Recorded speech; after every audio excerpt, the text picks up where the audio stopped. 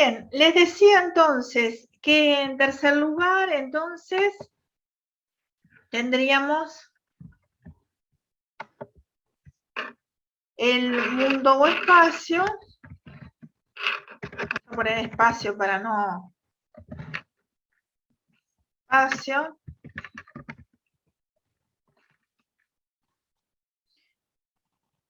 No debe entenderse, por ejemplo, el simple paisaje, dice, pero están totalmente determinados por el espacio y tiene su significado en el espacio, ¿cierto?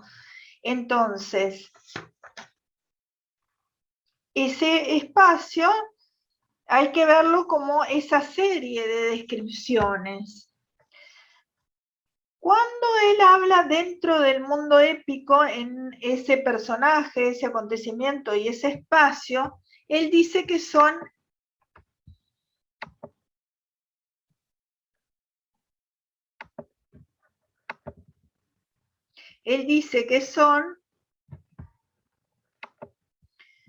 las tres sustancias con que se construye el mundo épico, ¿no es cierto? Son las tres sustancias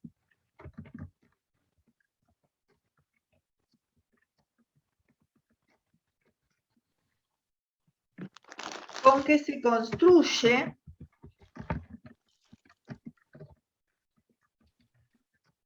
el mundo épico.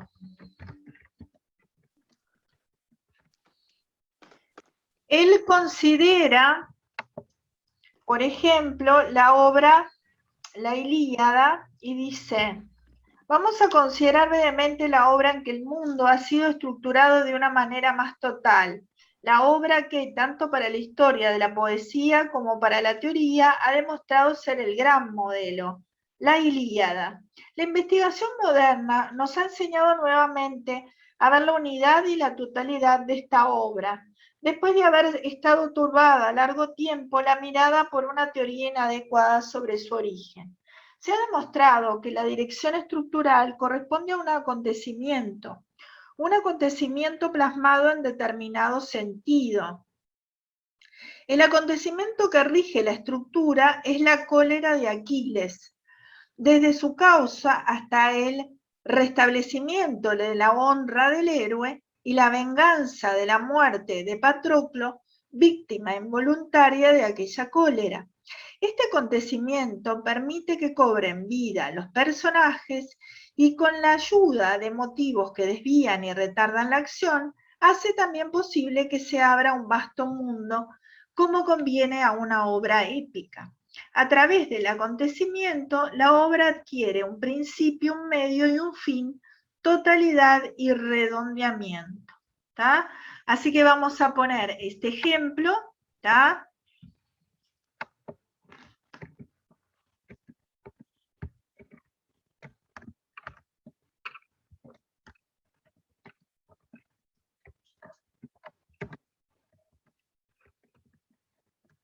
Está hablando entonces del acontecimiento, es a través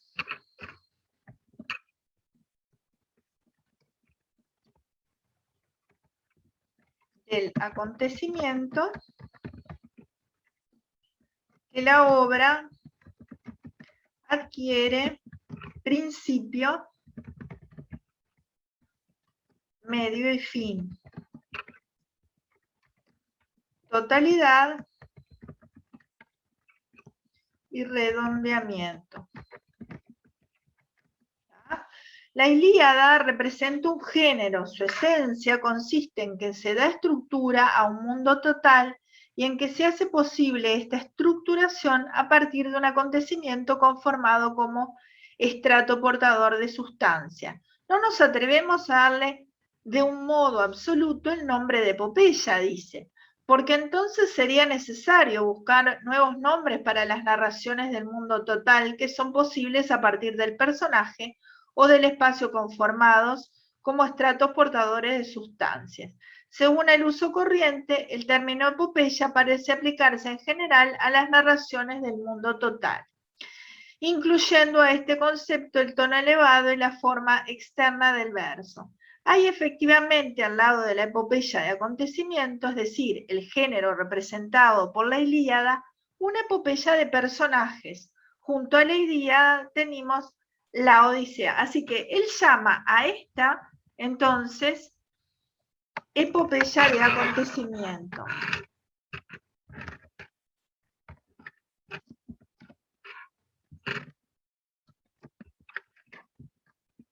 Ya que todo giraría, para decir en palabras más llanas, a partir de lo que sería Ilión, ¿sí? O Troya, ¿tá? Y de ese acontecimiento de la caída, ¿no es cierto?, la guerra y la posterior caída.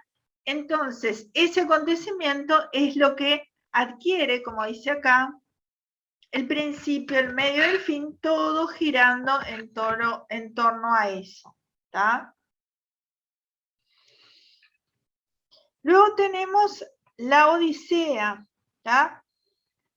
Que justamente es Ulises, que quiere volver después de la guerra y está 20 años dando vuelta allí para volver a llegar a lo que sería su lugar, ¿no es cierto? Y entonces esa Odisea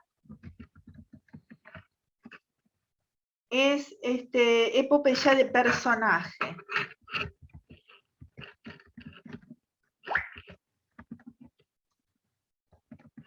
Porque gira en torno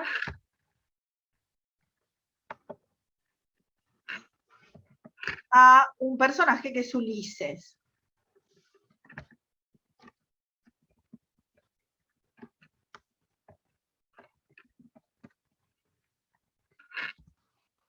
Dice que el lector moderno debe guardarse de considerar a Ulises demasiado como esposo, padre y terrateniente, a quien después de mucho tiempo vuelve a leerlo. Bien. La idea de que todo el mundo griego hecho visible en un mundo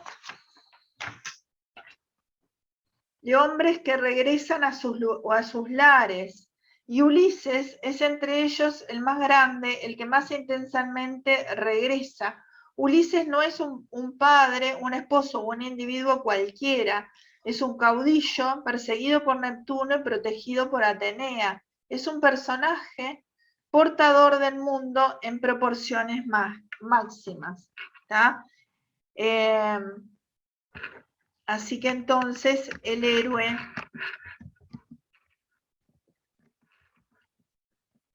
perseguido por Neptuno y protegido por Atenea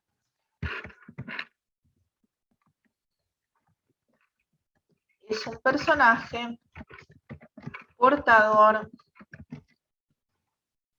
de mundo en proporciones máximas.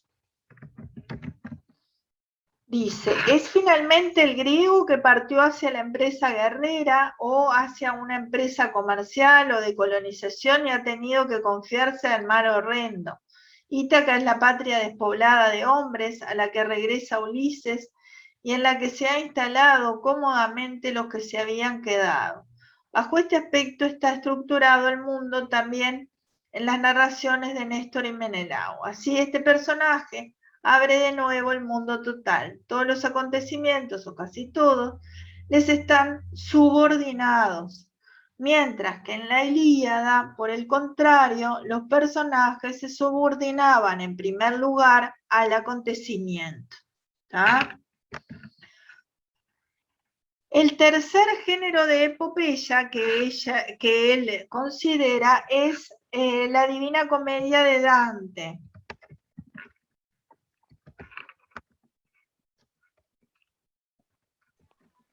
Perdón, entonces cada uno de esos es un tipo de epopeya distinto. Exacto. Él, como yo puse acá, él considera que hay tres sustancias fundamentales del mundo épico: personaje, acontecimiento y el espacio.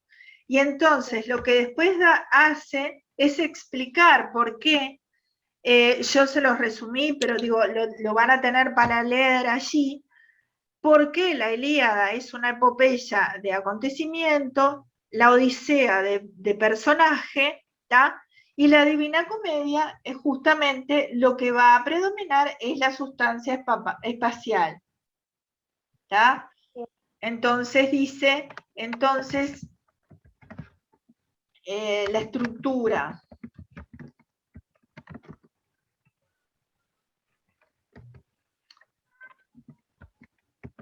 Estructuración del mundo total en dirección de la sustancia espacial. ¿Ah? El hecho de que en el paso a través del infierno, el purgatorio y el paraíso no se trata del mundo terrenal de la existencia, no importa, puesto que el poeta logra plenamente pasar de allí a este mundo real.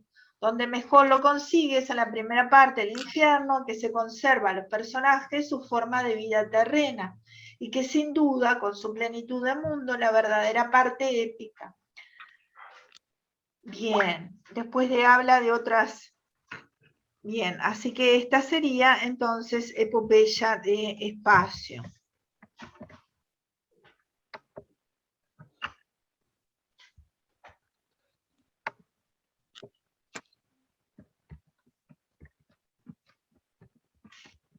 ¿Me van siguiendo por ahora? Sí. ¿Sí? Sí. Bien. Dice que en toda poesía épica del espacio, también aquí la yuxtaposición de pormenores sigue siendo el principio de la composición. ¿Tá? Es decir, allí en la Divina Comedia lo que predomina son esos tres reinos que él va a ir visitando, es decir, que por eso sería claramente una composición ligada a el espacio.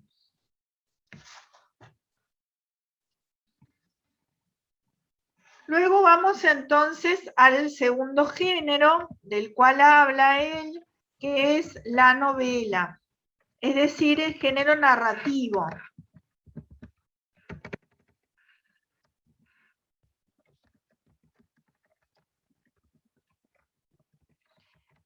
¿Cómo es el género narrativo? ¿Cómo está escrita? A diferencia del épico, si bien tienen algo igual, que es narrar, contar, con un comienzo, un principio, ¿no es cierto?, un desarrollo y un desenlace. ¿Cuál es la diferencia con aquel primitivo género épico? Profe, tengo una pregunta. ¿Sí, ¿Los cómo no? ejemplos que pusimos refieren al 3, al espacio o a los acontecimientos? ¿Los ejemplos? Sí. No, el ejemplo, el primero es ejemplo de epopeya de acontecimiento que lo dice acá. Viste que dice la Ilíada de epopeya de acontecimiento. Es decir, que de esas tres sustancias que él encuentra, personaje, acontecimiento y espacio, él pone como ejemplo de acontecimiento la Ilíada, como ejemplo de que predomina el personaje, la Odisea, y como ejemplo que predomina el espacio, la Divina Comedia. No quiere decir que los otros elementos no estén, por supuesto.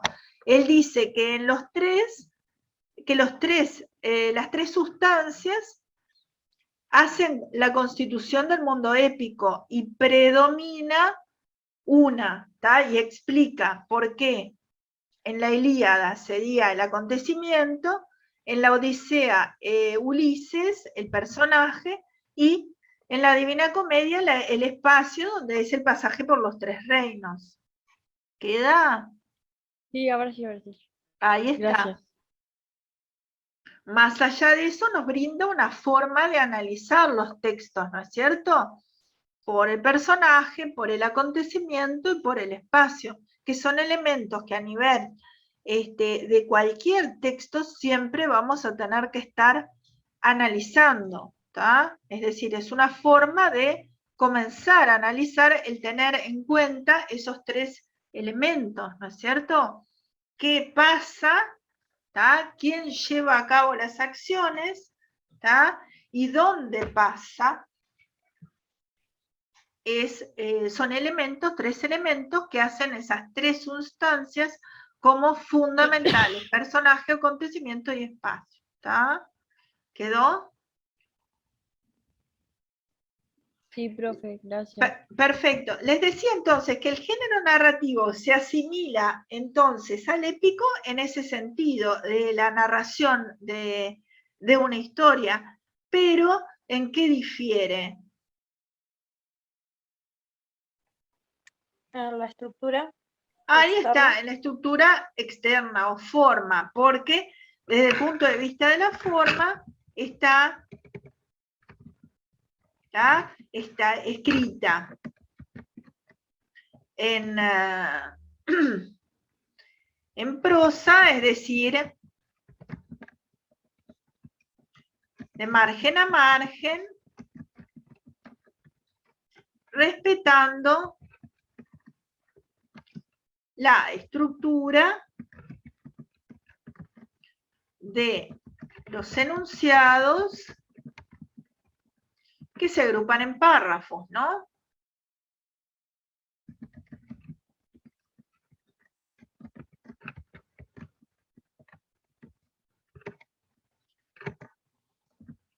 Desde el punto de vista del contenido, sí. ¿Ah? Es el relato, lo mismo que el anterior, es el relato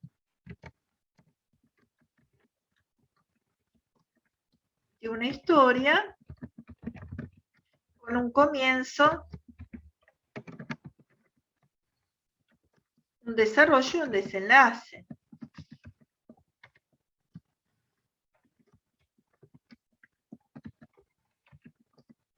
¿Ah?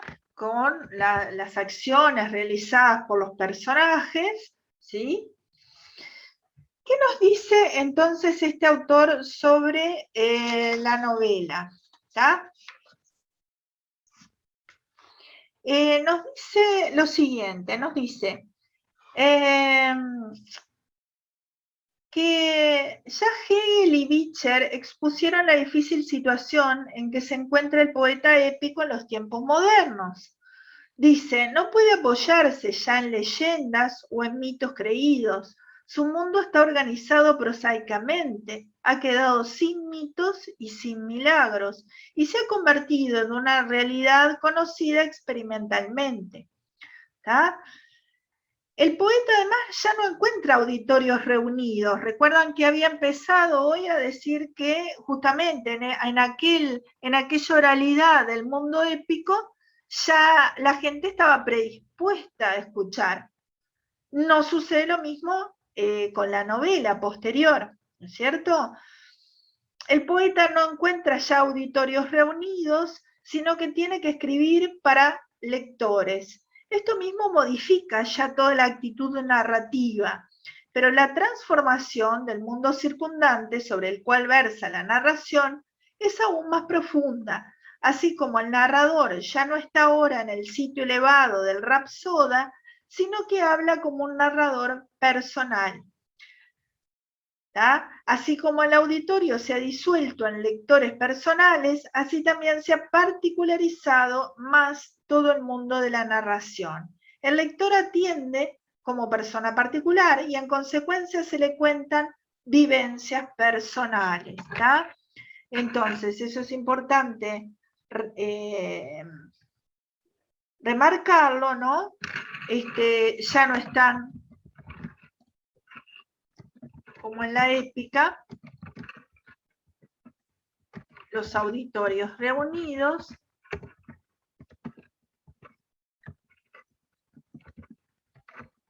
sino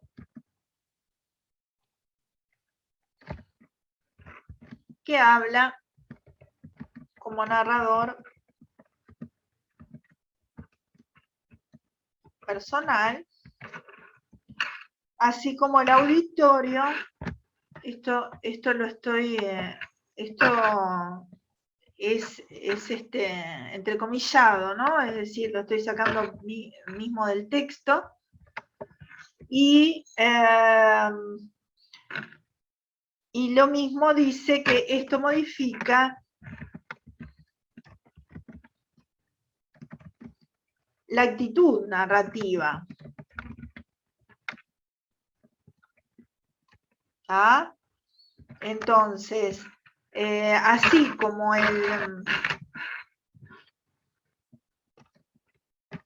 auditorio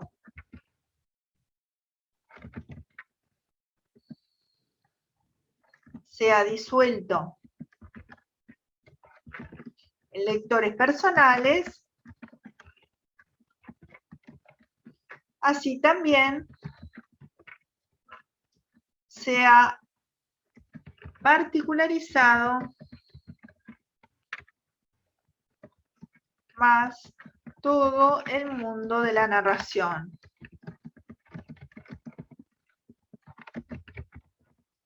¿Ah? El lector atiende como persona particular y en consecuencia se le cuentan vivencias personales. ¿Ah? Los personajes, dice después, ya no son tan portadores del mundo como Ulises, el rey, el favorito de los dioses, el griego que regresa a su patria, sino que son personas privadas, ¿no? Y nombra algunos personajes, Tom Jones, Shorey, David Copperfield, ¿tá? De varias obras, ¿no? Bien. A la narración del mundo total, en tono elevado, la hemos llamado epopeya. A la narración del mundo privado, en tono privado, la llamamos novela. ¿Tá? Así que eso podría ser una de lo que sería de las definiciones de la novela, ¿no? La narración es la narración del mundo privado en tono privado. ¿Ah? Y en contraposición a lo que era, se los voy a poner por acá más arriba, la epopeya, según lo que dice él, que como ya yo les dije dos definiciones diferentes, del mundo total en tono elevado. ¿Ah? Y habíamos dado ya antes la definición de epopeya, ¿no es cierto? Es decir, son diferentes formas de narrar, diferentes formas de comprender el mundo, ¿tá?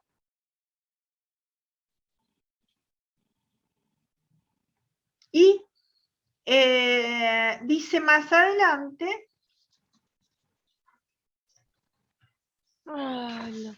hay un suspiro ahí, ¿están cansados? Ay, yo tenía el micrófono prendido, perdón. Está. Bien. También él entiende la novela de personaje, es decir, estos tres elementos que ha estudiado anteriormente en la épica, también los estudia aquí: acontecimiento, personaje y espacio. ¿Tá? Y hay una novela de personaje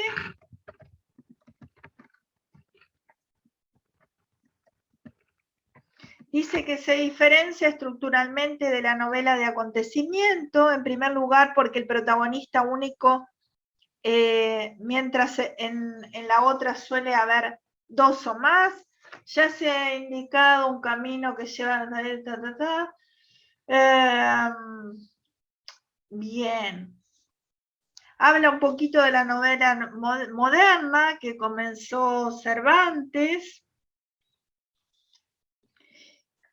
Y habla que la novela de Don Quijote sería una novela del espacio.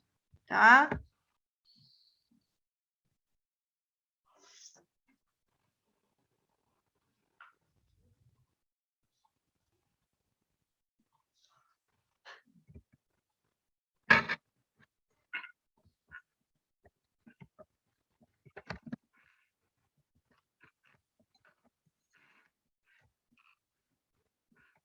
Don Quijote.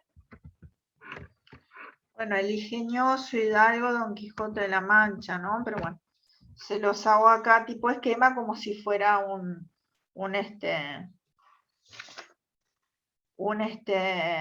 resumen del pizarrón, ¿no? Perdón, del espacio no, de personaje, ¿no? Lo puse arriba y me atreveré al ponerlo acá, del personaje, ¿no?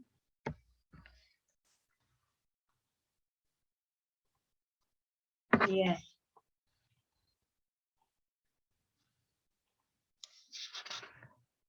Novela de personaje, entonces, Don Quijote. Bien. Después diferencia los géneros, los subgéneros. Hace referencia a diferentes subgéneros, al cuento, etc.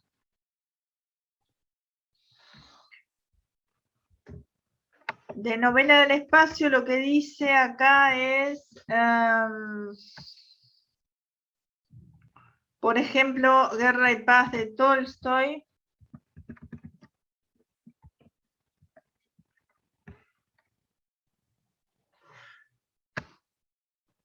Dice, la novela del espacio alcanza en el siglo XIX un colorido especial y al mismo tiempo una limitación. Como meta se presenta ahora muchas veces la representación de este mundo actual, contemporáneo, con frecuencia en un sector exactamente delimitado, lo que ordinariamente se designa como novela de época y novela de sociedad, no son más que tipos especiales de la novela del espacio. ¿Tá?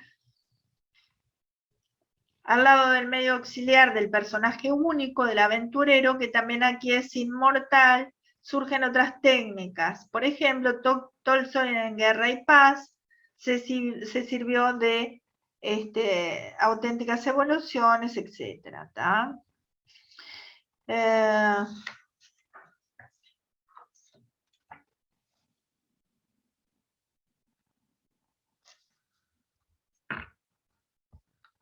Bien.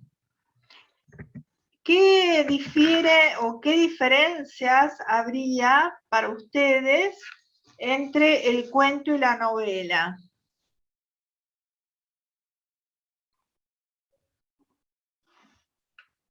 La extensión. La extensión, ¿qué más? Bueno, el cuento tiene que tener ciertas pautas y las novelas ciertas otras. Como dijo Sandra, la extensión, o sea, si es un cuento, tiene que ser breve, tener el comienzo, el desenlace, la trama, el desenlace también lo tiene la novela, pero en una medida más amplia. Ahí está, hay subgéneros entonces, subgéneros dentro del narrativo.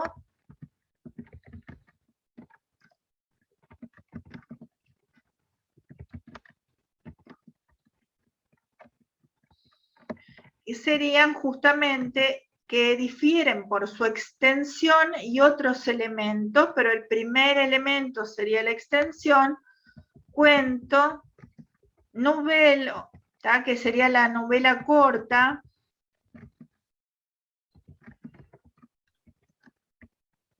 y la novela. ¿Está?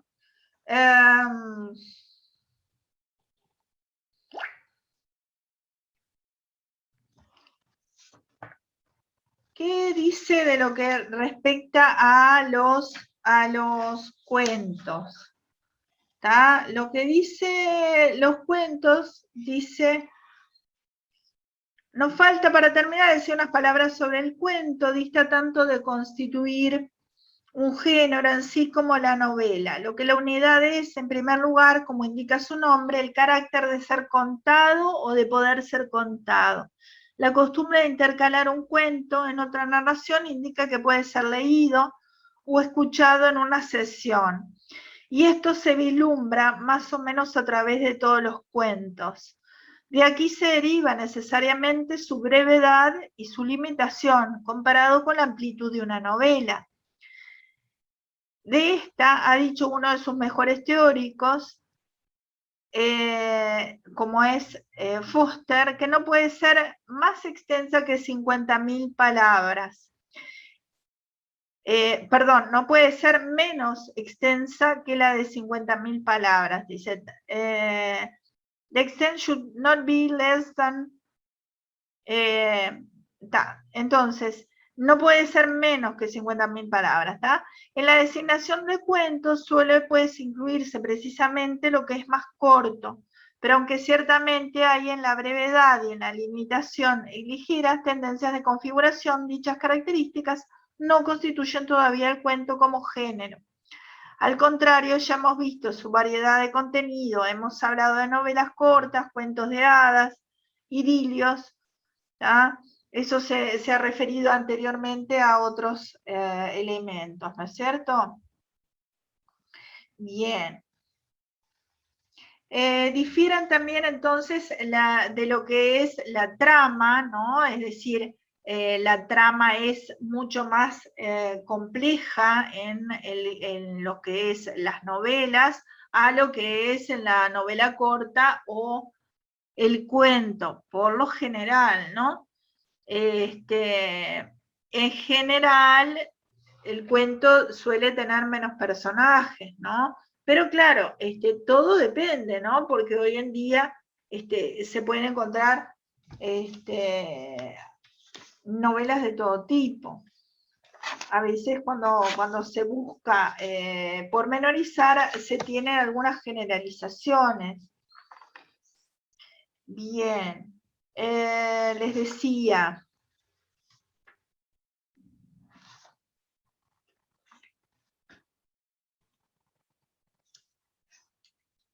Después vamos a tener el subgénero de lo que es el género lírico y el dramático, ¿tá? Que lo vamos a dejar un poquitito para la clase próxima, porque estamos ya por terminar.